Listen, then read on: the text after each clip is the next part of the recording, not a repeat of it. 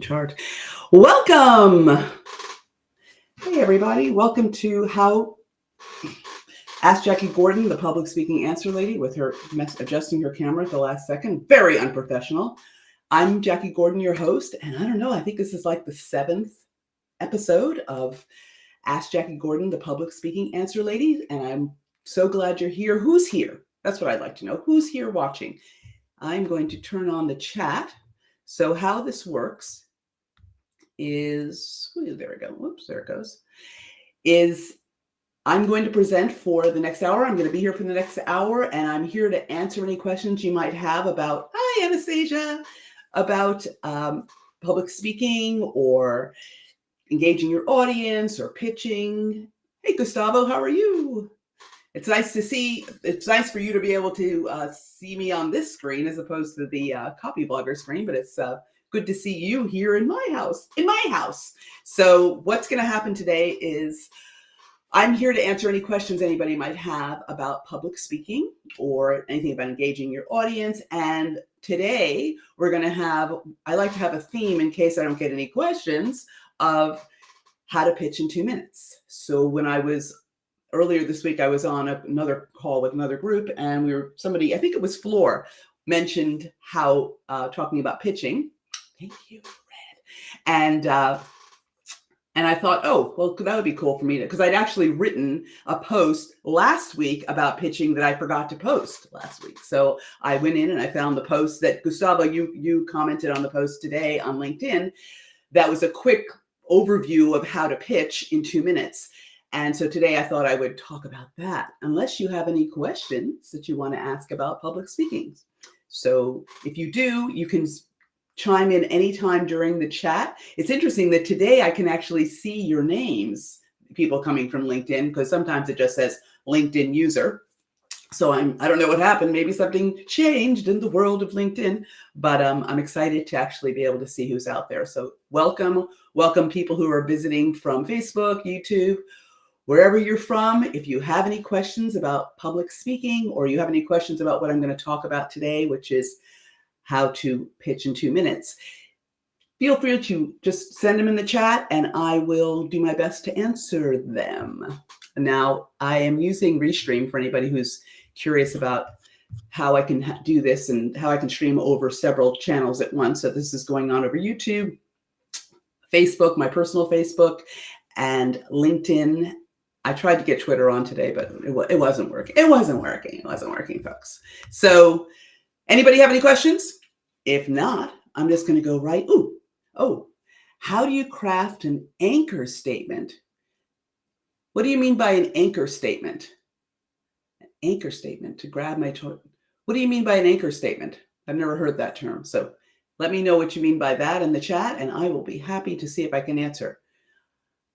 Okay, cool. So level 0 is good because you can only go up from here, Anastasia. Let me know what you mean by an anchor statement, and I will interrupt myself to answer that question for you, Gustavo. But we're going to talk about grabbing people by the attention. Hey, Flora, how are you? So the first time, well, I made a PowerPoint, kids. Ooh, there I am.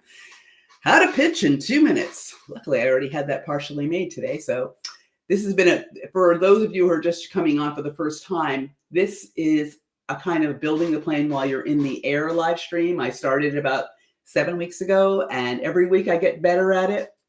It's not something that I normally do. Normally I craft speeches and presentations so they're tight and perfect. But since this is more of a me sitting on I learned this from a woman in a park in Washington Square Park in New York. I walked in there one day and she had a sign that said, "The answer lady." And I thought, oh, I'd love to do that. So this is me being the answer lady, where I'm just sort of sitting in my park, which is my room, and in my office, and I'm here to answer any questions. But as it turned out, I needed to have a theme, which I did from the beginning. And so every week I not only answer questions, but I have a theme. And this week we're going to talk about how to pitch in 2 minutes. Oh, interesting. This is something weird went on here. So that makes it fun. Hold on 1 second. There's always new things to learn. So it's kind of a building a plane in the air circumstance. And that's what keeps me on my toes and makes it interesting. So I had a whole thing of notes here that have just disappeared. I don't know where they went, but hey, that's the way it goes in the show business. So the first time I pitched, I think I wrote about this on my post on LinkedIn, was back in 1998. I had done my first one-woman show. I'm a singing chef. That came later. This is my first show before I became a singing chef. I was a singer. I had a show called Black Pearls and Strange Fruit, the history of Black American women singers and their struggle for racial dignity, that I put into the Melbourne Fringe Festival back when I lived in Australia. I'm an Australian citizen, but I'm actually American. And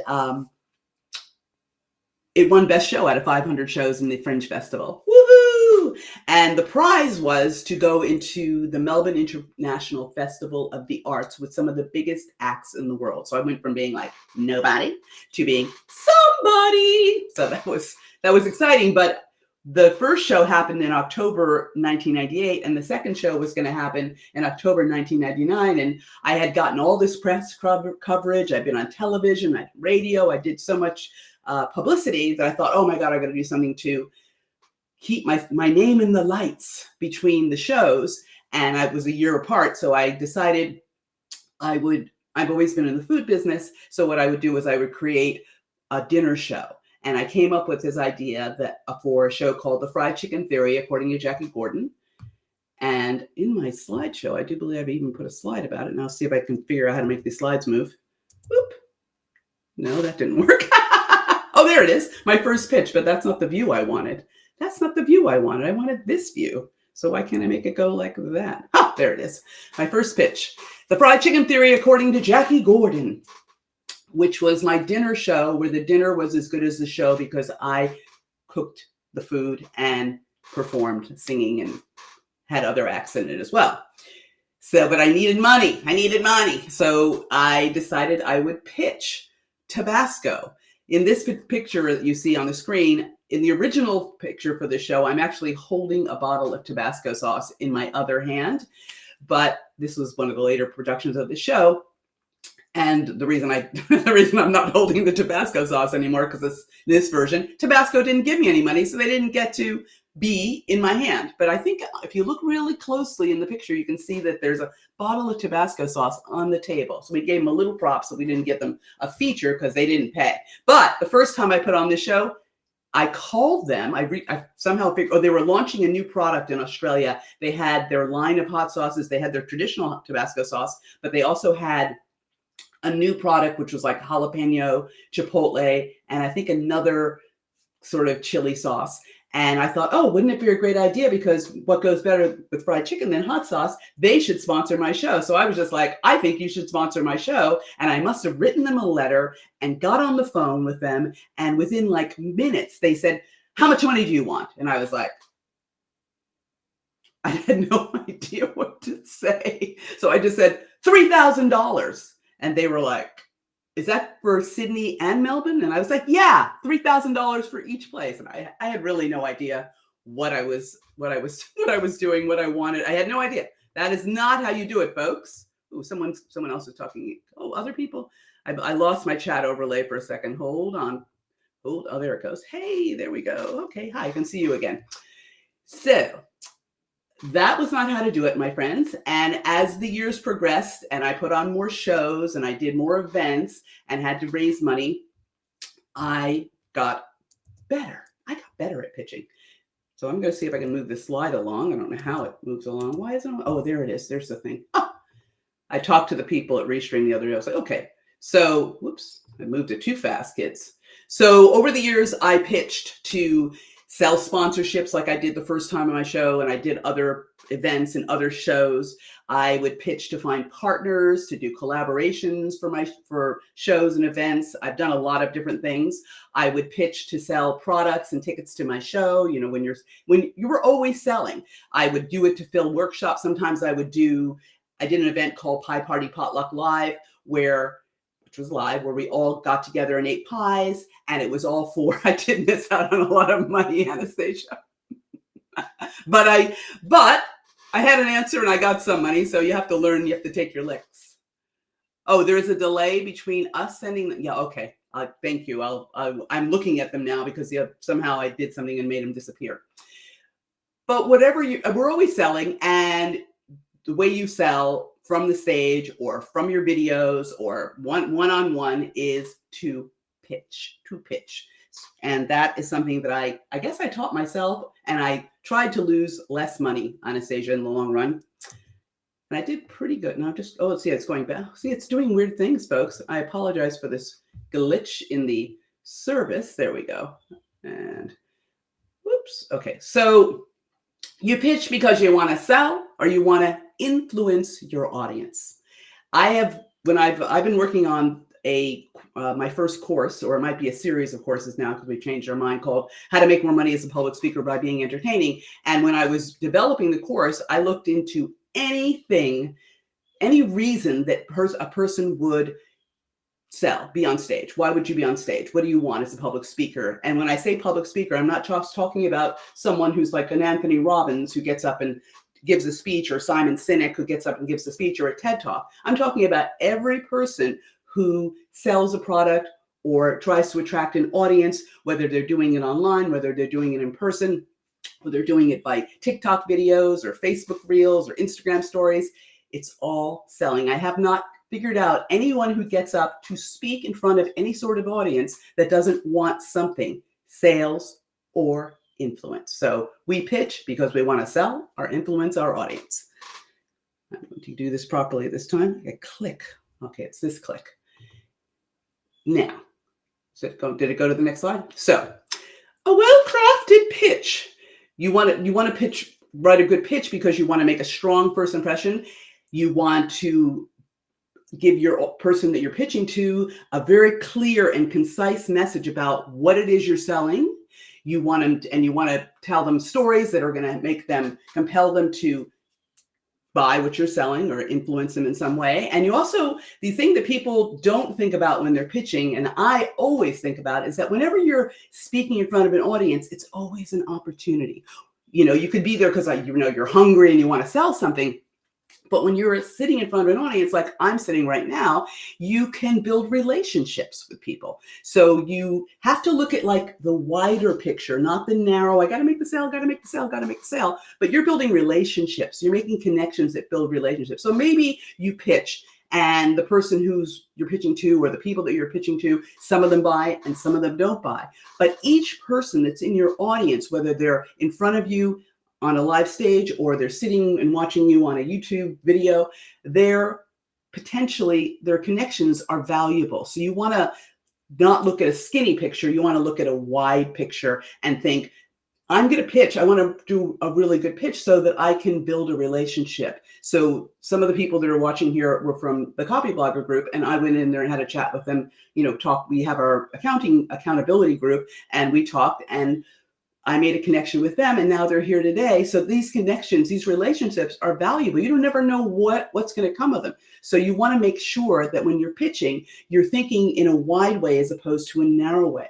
The other reason you want to write, I wonder why the Facebook one didn't work today. Okay, it says it's streaming on Facebook. No, oops, don't hide it. Don't hide. Nancy, I can see that it's streaming on Facebook. I do not know why. I did delete it because I wrote something wrong, and then maybe I reposted it, and that could be why it's not streaming. But I don't know. I can't. The technology is not my friend. Technology is our friend, and it's not our friend. Everybody knows what I'm talking about? I'm sure you do. You can wave if you know what I'm talking about. Also, every person, there's nothing really new under the sun in terms of what you're selling or who you want to be in the niches that you pick for yourself. So you want to, interesting. You couldn't see the stream, but you couldn't see the chat. You can't see the chat. There's no commenting on the Facebook one, Nancy? You can answer me. So you want to stand out. So a well-crafted pitch is going to make you stand out against other people who are in the same niche as you are. So that's why you want to make sure that you can pitch in a tight, clever, smart, engaging, entertaining way so that you can rise above the other people who are trying to sell the same thing that you're selling. So that's why you want to write a well-crafted pitch. So if you write, oh, no commenting. Okay. Well, I don't know. I don't know what's wrong there. Oh, I'm glad you made it to LinkedIn then, Nancy. I will have to figure out what's wrong later. I have no idea why it's not working on Facebook. Oh, you commented here. I can see you commenting here, Nancy. So if you got something, if you have a question or you want to say something, I feel sorry for the people who are trying to watch on Facebook. If you can see me on Facebook and you can't comment, remember that I love you anyway. So when you have a poor pitch, it's usually because no one understands what you're trying to sell, or you're talking to the wrong audience because people don't care about what you're saying. So you want to make sure that you have a well-crafted pitch. It's weird. The transitions between the slides are slow, like it's like hanging. And if I hit it twice, I'm worried that it's gonna do something weird like, oh, there it goes. I don't know what it's. Oh no. So before we pitch, my friends, you want to be clear about the same way that you want it before you write a blog post, before you write social media content, before you write anything, before you create a video, before you create your TikToks. You want to know why you're talking. Why are you pitching? What do you want from your audience? What do you want them to do? The other thing you have to know is just like it seems like this never-ending story of you have to know who your audience is. You have to know who your audience is. You have to know who your audience is. You've got to know. You've got to be pitching to people who are interested in what you are pitching, and you have to know why they should want to buy or give you what you want. So it doesn't make sense if your niche is women over the age of 75 who knit. If you're pitching to them about heavy metal records, you've got to talk to the right audience so that your pitch doesn't fall flat because they're like, well, why are you talking to me? Why are you talking to me? So when you are getting ready to pitch, not only do you want to know why you're pitching and what you want, but you've got to be clear about the person the people, whoever you are pitching to, and they should be within your niche paid speaking audience. So not people who are not interested. They could be people who may not have enough money to buy what you want to buy, so you might have to persuade them more, but you want to make sure that there's a connection between what you're selling and the people that you are trying to connect to. Now let's see if I can get the slides to move along. Ta-da! It's really slow. I'm like, ta-da! I feel like I need a drum roll. Now, it does not want to go forward. Thank you, Restream. Okay, so why 2 minutes? 2 minutes is not a lot of time, is it? 2 minutes is very tight. That's the point. The reason you want to be good at pitching in 2 minutes is that it's really good practice and it's concise. If you can get what you're trying to, squeeze it down and compact it, then it's easier for you to remember and you can always make it bigger. But the memory, the ability to retain the information is going to be greater if you keep it tight. It's also we also have very short attention span. So people, we have these things that make people have made our attention spans super short. So they want you to be like a Facebook reel. They want you to be like an Insta story or a YouTube short. Get in, tell them what you want, and get out. Now, the good thing about that is the fact that it's easy to remember because it's short is that you can always make it bigger. You can add more stuff, or you can also contract it and make it down to like an elevator pitch, like 30 seconds or 60 seconds if you want, because you know it so well. You can just get to the point. Get to the point. People are not there. I always say that people's attention span is a gift. If they're giving you their attention, you want to get in and get out. So that's why it's good to do it in 2 minutes. Now that is only 250 to 300 words. So you don't have a lot of wiggle room, but it's really good practice. When I first went from performing and speaking for an hour, my first shows were like an hour and 15 minutes. Black Pearls and Strange Fruit was an hour and 15 minutes of me talking and singing straight for an hour and 15 minutes. I joined Toastmasters because I did not know how to speak in 5 to 7 minutes. You have to give an entire speech in 5 to 7 minutes, which is not a lot of time. Now it looks like luxurious compared to a 2-minute pitch, but 5 to 7 minutes for me was like, oh my God, I have so much to say. How can I only talk for 5 to 7 minutes? But it was super good practice for me because I had to learn how to get in, be powerful, get out, say something that meaningful, deliver value, and get out. And I got really good at it. Now I'm working on 2 minutes. And the other thing that's really interesting about this project is I've had to do 60 seconds. I've been doing 60-second reels, and that's a whole nother ball game, getting in and out in 60 seconds. So you got to be entertaining. You got to razzle dazzle them in 60 seconds. So this is really great practice for you, for me, for everybody, for anybody who's trying to sell. I highly recommend it. Let's see what we got. Okay, so the outline for this, some of you may have seen this on LinkedIn, is to grab them, then tell them what's in it for them, then tell us the fix, then the whys, and the what now. I'm going to go into each of these in depth. So the grab is the same way that you would want to grab people when you're doing any sort of social media. You know, the first line of your article for your blog post, the title of your blog post, the same way that you think about your email. Yes, this is my formula, Anastasia. This is my formula. My secret formula. It's the not so secret formula of Jackie Gordon. I'm sharing it with you now, so it's not a secret.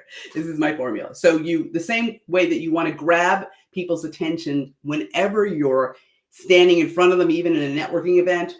I was going to talk about email headlines, the email subject lines, all of these things. There's like mountains of information on the internet about how to grab people's attention, how to create, if you want, clickbait, if that's your thing. But my thing is to always encourage people I'm coaching for speaking to do something or say something that's going to make them go, what? Make them curious. They say between 3 and 10 seconds to grab their attention. So you've got to make sure the first thing you say in your pitch does that. Next, that's the with me, whatever. This is an age-old thing that we've always talked about when you're selling or pitching or elevator pitching. I've been teaching people since 2003 how to network at conferences. So you always want to put in what's in it for them. And the idea is you want to solve people's problems. So this pitch, what's that, Shark Tank? If you ever watch anybody pitch on Shark Tank, you know that they have to get in and say how this thing, I created this widget, how it's going to solve your problem. And they're going to tell you stories. I loved, it was like, there was someone who was selling, they were selling something improbable. Oh, this thing that catches a zillion mosquitoes, which I hate mosquitoes. Anybody who knows me knows I hate mosquitoes, and I live in the Brooklyn Amazon. So I get a lot of mosquitoes in my backyard. And there was this guy, it was like a YouTube ad, and the guy had this thing that was filled with mosquitoes. And I was like, oh, I need that thing. As soon as he started talking about it, he's like, that's my problem solved. It just collects all the mosquitoes. I almost bought it, but that's the way you want to. What's your mosquito catcher? What's the thing that you're going to say about your product? Like Gustavo's in the skincare business. You have a specific benefits that people get from your product, and you have stories about people who've been helped by your product. For me, I have people who I've coached for speaking who got up initially and they were like, were so panicked and, butterflies and all the sweats that come from public speaking. And now they're relaxed and they can present and pace and pause and do all the things and be powerful and speak with clarity. So you want to tell stories. You want to use concrete evidence to explain and use emotion to explain what they're going to get from this pitch. So the what's in it for me is something that will never get old. It's always about the audience and how your problem solved for them and what you're going to do for them. So that's the next part of the formula. Did I skip? I skipped one? Okay. So you want to talk about how your idea or your product solves the problem. And like I just said, I actually verbally skipped this slide, and focus on the benefits. Now, features are like, this phone is this size, but this phone, the benefit is that this phone connects me to all of my friends all over the world. That is a benefit. The size of the phone, the weight of the phone is a feature. So you want to make sure you talk about features as opposed to benefits. How do people benefit from my coaching? I have been coaching people for, I don't know, decades now, and I help them get more sales. I help them do more business. I help them become more powerful speakers at work. So those are benefits. Those are things where they're going through a transformation. They start off over here paralytic and maybe afraid of speaking, and then I help them become a relaxed, professional, engaging, hopefully funny speaker. So that's the fix. The next one is why you? Why you? Why should these, like I said before, there's nothing new under the sun. There's other people who are selling the same thing that you're selling. There's other people trying to build the same audience that you're trying to build. But you want to know why you rise above the rest, why you're special, why your idea is more valuable than that person's and that person's and that person's. You want to talk. This is a point where you blow your horn and tell them what makes you special. So that's the next step in the formula. And this all has to happen within the 2 minutes, folks. 2 minutes. So the whys, why you and why your idea is of value to them. Come on. And what now? This is the most important part of the pitch. You got to close your pitch with the action you want them to take. What do you want them to do now? There's every person who stands on a stage wants something from their audience. You don't get up to speak unless you want sales or influence. You don't spend your time creating blog posts or creating social media posts or having a website or, giving out business cards at a networking event because you don't want anything. You want something. Now, a lot of people get clenched up and fearful when it comes to asking for the thing that they actually want. And if you don't ask, what happens? Anybody know? What happens if you don't ask? You can let me know in the comments. I'll wait. Okay, I'm not waiting anymore. You don't get. You don't get. If you don't ask and if you don't lead as the speaker, as the person who has the attention of the pitchee, it's your job to lead them on a journey where you're going to say, and now I have this offer for you. I have this thing that I want you to do. And you got to know what that thing is, because if you don't tell them, if you don't ask them, they're not going to do it. So what now? The close is the most important part of the pitch. Otherwise, it just goes off into an abyss and there's nothing happening. So nothing happens, right, Floored? You don't get nothing. Exactly. I don't know how long. There must be maybe a delay on when I see the chats come through. So I apologize if you guys are faster and I was slow to see it, because this app seems to be like we're on a I'm on what's that old thing we used to have? Dial-up. It's like I'm on dial-up. So forgive me if I don't answer quickly because I can't see it. I can't see nothing. I can see it, but it takes forever. So, and it's funny because that used to, in the old days, if that had happened, it would have been seemed like it was super fast. But now we're so instantly gratified that we're like, it doesn't happen instantly. Oh my God, it's broken. So I apologize for the weaknesses of this app, but it's a pretty good app in general. So, but know that I'll have to wait for your answers. So that is the breakdown of how to structure the 2-minute pitch. Now you'll see if you go online, you can say, oh, how many seconds should I leave for this bit? And how many seconds should I leave for that bit? And how many seconds, you could break up your 2 minutes because you've got five parts into 40 seconds each. I don't suggest you do it that way. I suggest that you write a really good pitch that fits within 2 minutes. And the length of each section is irrelevant. It's all about whether or not you're saying something that's going to spark as a catalyst change or a decision in the people that you're talking to. That's the game. Not about time. You're not gonna be like, oh, I made it for 15 seconds and then 20 seconds and then 30 seconds. Now, write a really good pitch that fits within the 2-minute mark. Now I'm going to tell you, let me go to the next slide. I'm going to tell you something, okay? I'm going to tell you something and hopefully, so this, I'm going to tell you something right after I tell you this thing. Okay, so the other thing you want to do once you have written your pitch, the one thing you want to do, the next thing you want to do after you've written your pitch, it's such an easy word, why can't I say it, is you want to refine and review. I mean, I just lost everybody. I lost the entire thing by moving this screen. You want to refine and review. So when I write a pitch and then I write it over again and over again, and I work on it and I say it, I speak it, and I make sure I'm not tripping over words. I want to get it nice and smooth because no one wants to see a 2-minute pitch with someone going, and stammering and sweating and pausing. And yeah, you got 2 minutes, you got to be fast, but you want to be clear. So you want to make sure that pitch just rolls off your tongue. So you work on refining and reviewing the words. I'm going to do a pitch for you in a second, if I can find it. I wrote a pitch just for the show.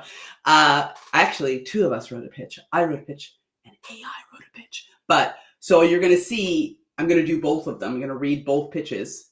But when I was reading it, when I was running it over earlier today, I was like, oh, that word's not going to work. And, you sort of want to try and find, when you're doing a delivery of any kind of content, you want to make sure that your words are smooth. You want to play with the rhythm of the words. It's entertainment for the ears. You want to play with the pace. So you want to make sure you refine and review your delivery, make sure it's smooth. And you want to develop different versions. Like I said, you could have a 2-minute pitch. You might have, you could have a pitch for one audience and then have another audience, even though they're still in your niche, that's just a little bit different. So you might want to twist that pitch, twist it a little so it fits, so they see themselves more in the story that you're trying to transform for them. So you might want to tweak it. You could develop different versions according to length. Like I said, you could do a 30 seconds, a 1 minute, 2 minutes. You could have, a 20-minute webinar on how to, on your pitch. So the great thing about having a really good 2-minute pitch is, as I said, you can expand and contract it. And what did I've written? No, hold on 1 second. I've lost the screen I was working. The other thing is you want to practice your pitch. When you're delivering it, you want to memorize. I like to memorize it. Some people can just work off index cards. It's not my thing. I prefer to know my things, because if I have it memorized, then I can expand on it in impromptu. I could be standing in front of people and start talking more about the different points of it. I think it's really important to get it in, to embody it, so that wherever you are, there could be an opportunity to pitch and you know what you're going to say. So I think that's why I like to practice it a lot and memorize it. But if memorization is not for you, don't worry about it. You do it how it makes sense for you. And I feel like I wrote one more thing on this, and I cannot see it because the slide is acting all kinds of crazy. Hold on. Let me see. I had one more point here. Maybe you guys could read it to me. Come on. Get over here. Hold on, please. Does anybody have any questions while I'm trying to figure out why the screen has gotten so small and I can't see it? Hold on. Kill that. Close all tabs. Oops. I cannot see the chat, so give me a moment. I can't see nothing. Hold on. Get out. Save. Hold on. Save. Things are blowing up on my screen here. I touched something. Cancel. I don't know. And now I can't get to the page. Oh, there it is. There it is. So what's going to happen when you're doing a live stream on your own is that things are going to get weird. And the most important thing, I couldn't remember what the last thing said because my head is in front of it. And that is practice your pitch in front of other people. You want to get feedback. Even if they're not people who are in the niche that you're trying to speak to, you can talk to your family, you can talk to friends, you can talk to me, because I ask people to come on and pitch or send me their pitches here on this live stream, and I'll happily go through it on another Tuesday. You could send me a video, you could send me an audio, you could send me the script.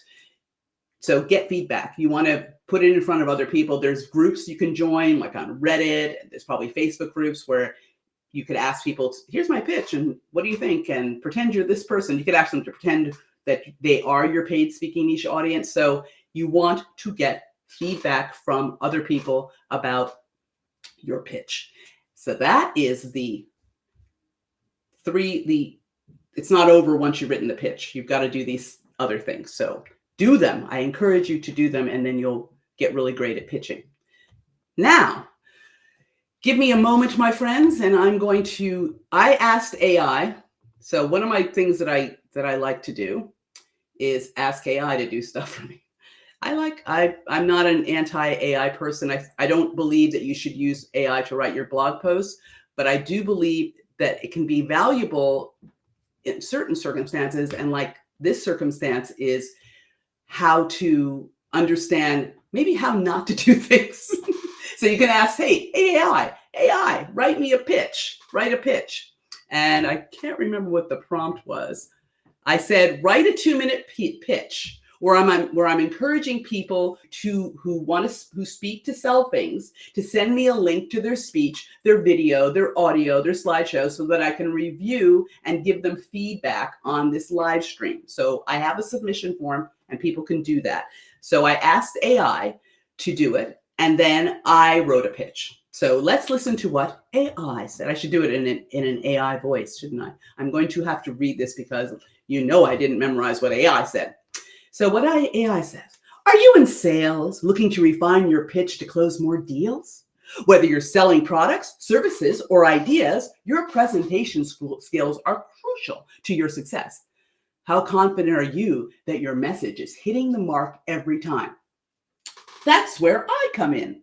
I'm offering you a unique opportunity to get your sales pitches reviewed and critiqued on my live stream.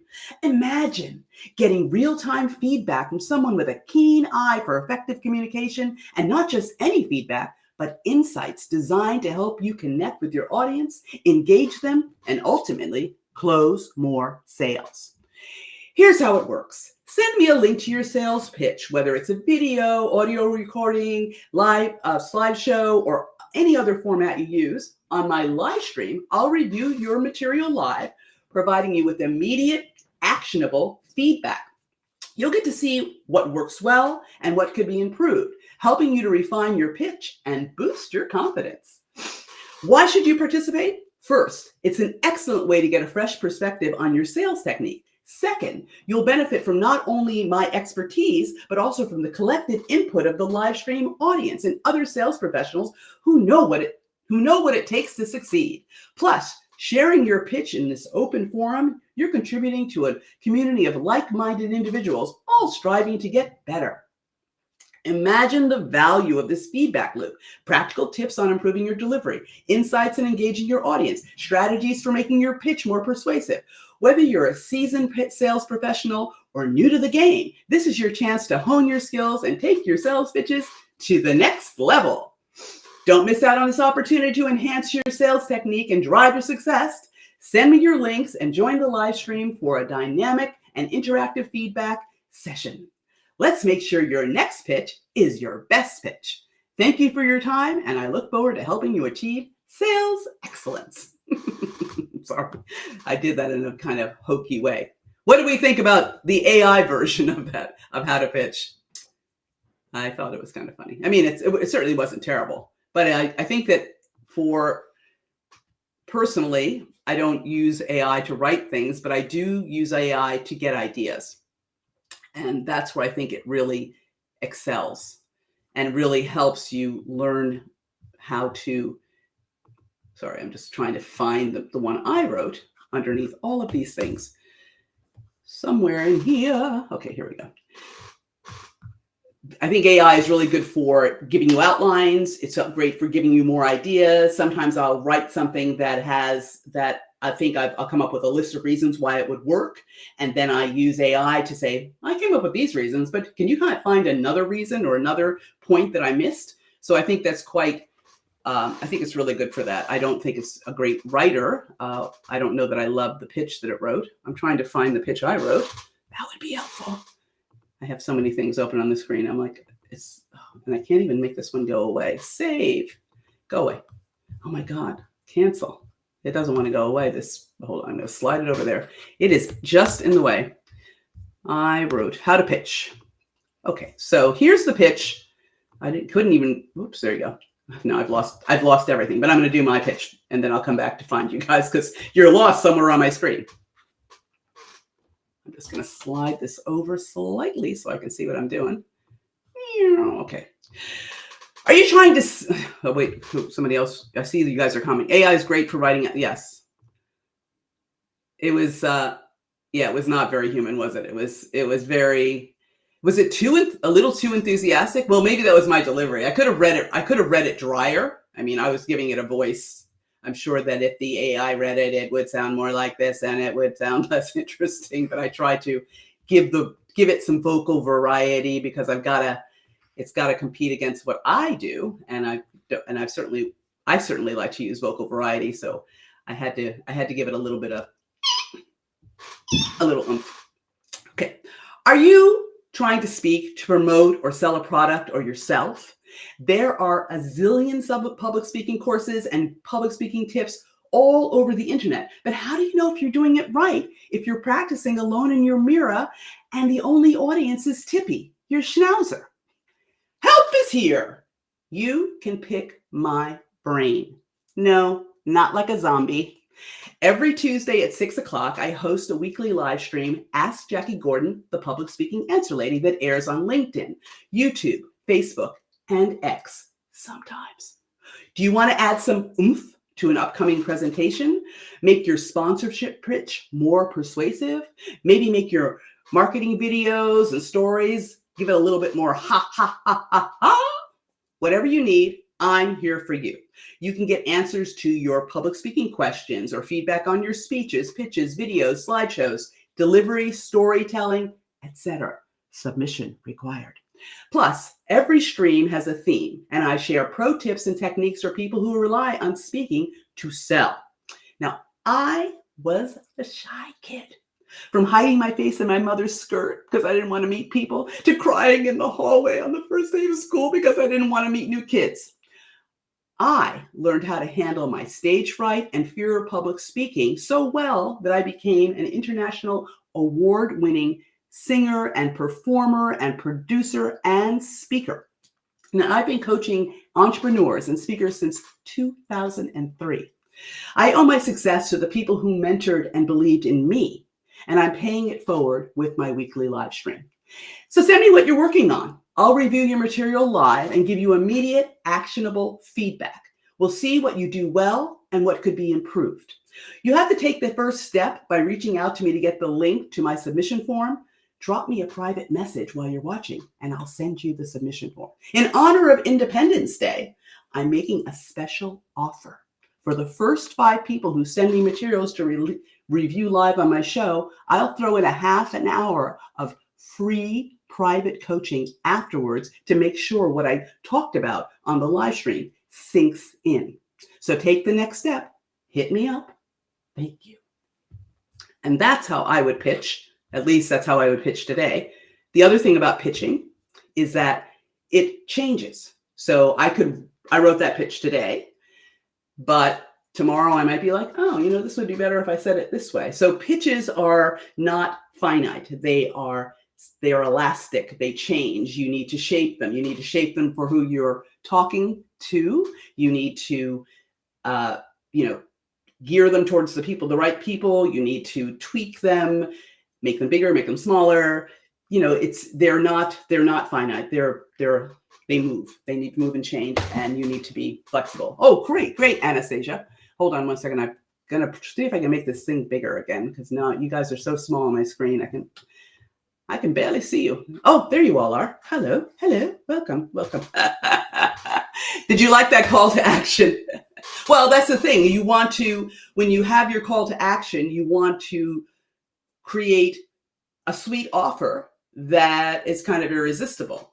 So that's what an offer should have at the end of it, because you can talk to many, many people, and you also have to make it so that it creates urgency, and has a limitation. So I should have mentioned that earlier. I meant to mention it in the earlier part when I was talking about the close should always be something that you want people to do, but the urgency forces people to move quickly. So and the limitation, you want to say, oh, there's only gonna be 5 people and you have to do it by a certain point. I could have added, and you have to do this by Sunday in order to create even more urgency. So when you're pitching, you always want to close strong with something that is sweet, that is beyond, that's kind of irresistible.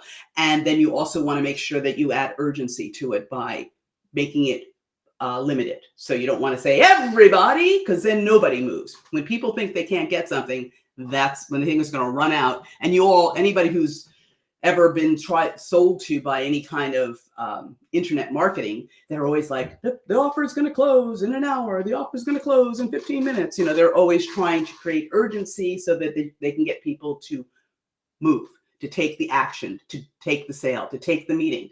So that was why I added that to my pitch, which you would think with all the knowledge that AI has, they would find a way to create some sort of offer. They would, or at least they would speak to the offer, but that's exactly how they wrote that pitch. I read it, how they wrote it. So anybody have any questions? That is there's my last slide. Then we go to this next slide. Woohoo! That was a recap. This is a recap. So I wrote a recap slide, which is, you have to know, as I said earlier, why you're pitching, what do you want from pitching, who your audience is, who you're pitching it to, and why they should want what you're selling. And the outline 4 is in the middle. Grab them, what's in it for them, what's the fix, the whys, the close, what now, what should they do. And I gotta move my screen again because this is it's a funny world. Oh, now I lost you guys again. I don't believe it. It's weird. When I touch the screen, it changes its size. Weird. I'm going to learn this. One day I'm going to get this all together. It's like there's so much technology to learn and master. And then when you finally get there, they've changed it. You have to start all over again. Isn't it wonderful? So refine and review. You want to improve your delivery. You want to develop different versions. Practice, practice, practice, practice, and then practice some more, and make sure you get feedback. And that is the end of the pitching. Ooh. And this is, again, my offer. Get free feedback weekly. So does anybody have any questions about what I said? Anything that I talked about in this very quick pitch? What was it? I did it in about 50 minutes with interruptions. It was probably about 45 minutes. Let me know if you have any questions. I don't see anything coming up, or any feedback for me. That would be cool too. I'm glad that Anastasia is going to take me up on the offer. I'm here. Any questions about pitching? Any questions about, you had a question earlier, Gustavo, about, I didn't understand an anchor statement to grab my audience in 30 seconds. I'm not sure what an anchor statement is. So if you want to tell me what an anchor statement is, I would be happy to. It seems kind of long. You have the real time that you actually have to grab your audience is more like 10 seconds, maybe 3 seconds, maybe 7 seconds. Thank you. Thank you. I'm glad it was really clear. Yay. I am working on a course that will have all of these things in it, or I think I could ask you as an audience, I could either make a really big course, or I can make a course that has sections, like small courses, and then they'll bundle together in some way so people can get what they actually want. I was working on a really big course, but now I've been advised that I should break it into smaller courses because my stuff is very dense and I give away a lot of information. I give away a lot of value. So what do you guys think? I don't. You're the audience. Maybe you're the audience. Some of you may be the audience. I'd like it if you were the audience. Does it take 10 to 30 seconds to grab? So no, 10 seconds, 3 to 10 seconds to grab your audience's attention, Gustavo. So you want to say or do something, you can make, I've done different things. I've given speeches where I gave a speech on how to give better eye contact once, where I started with my back to the audience. If you stand up in front of an audience with your back to them, you're going to create curiosity. That idea of grabbing their attention is create curiosity. So when an audience is sitting, they are waiting, they're hoping, they're praying, because they're an audience, that you're going to get up and do something that's going to make them go, whoa, and then rivet them so then they pay attention to what you're saying. So there are many, many ways to do that. You could ask questions. You could say a quote. You could do a dance. You could stand on your head. It should be relevant to what you're going to say, but you could tell a story. Storytelling is a great way to get people's attention. People love stories. You could show a video. You could bring, a prop. They see something. They're like, oh my God, we're going to be entertained. The best way to learn how to grab people's attention, or I guess one way to learn how to grab people's attention, is to watch comedians. Comedians never open boring. They always open with a grab. So that's a great place to look. Another way is to look at reels.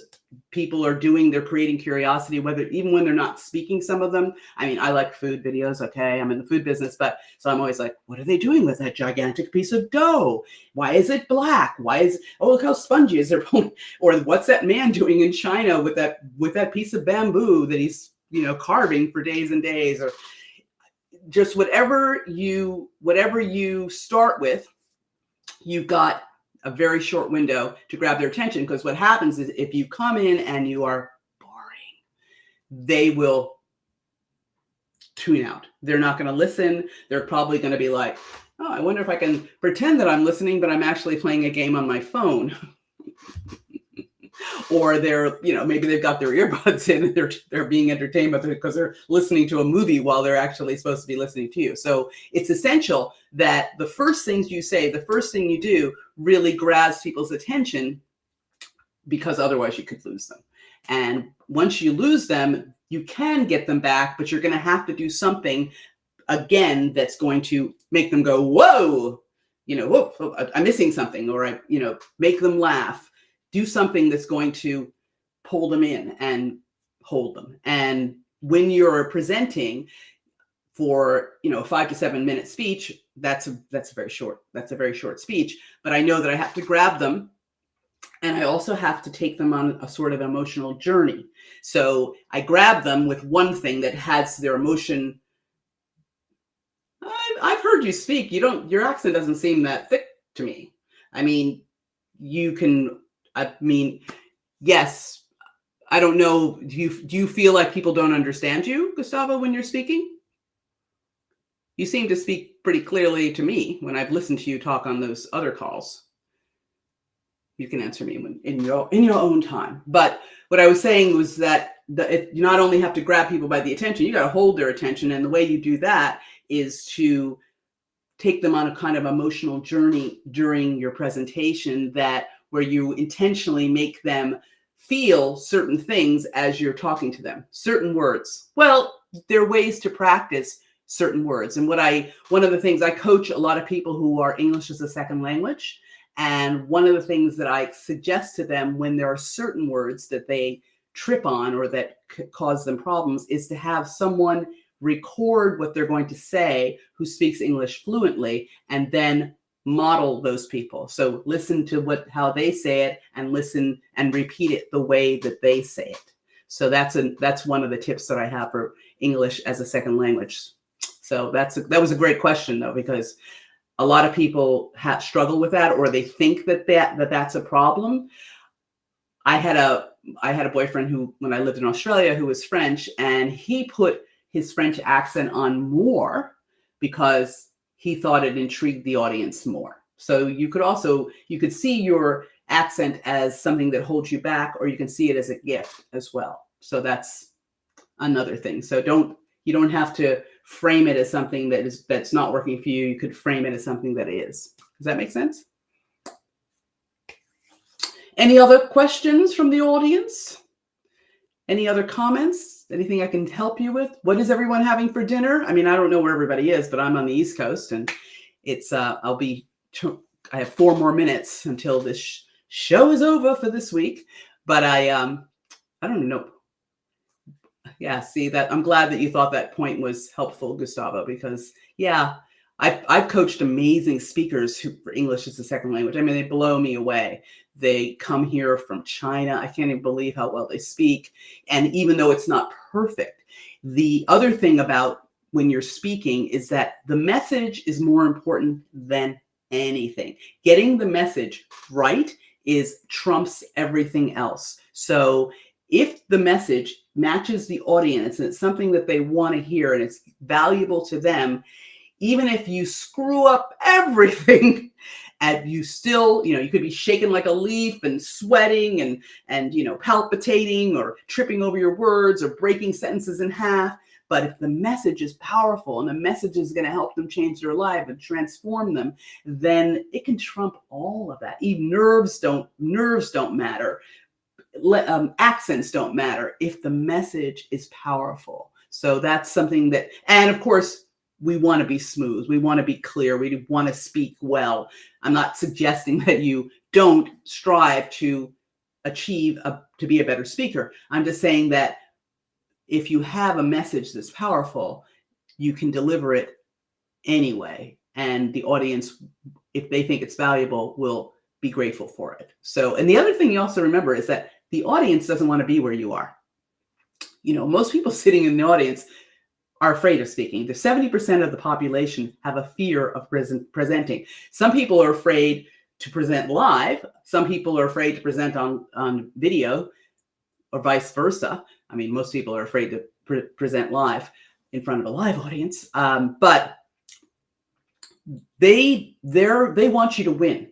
The people who are sitting in your audience want you to win. They want you to engage them. They want you to entertain them. They want to be informed. They want to be persuaded. They want to be inspired. They want to be motivated. So they're sitting there wishing you the best because they don't want to be where you are. So you don't want to waste their attention.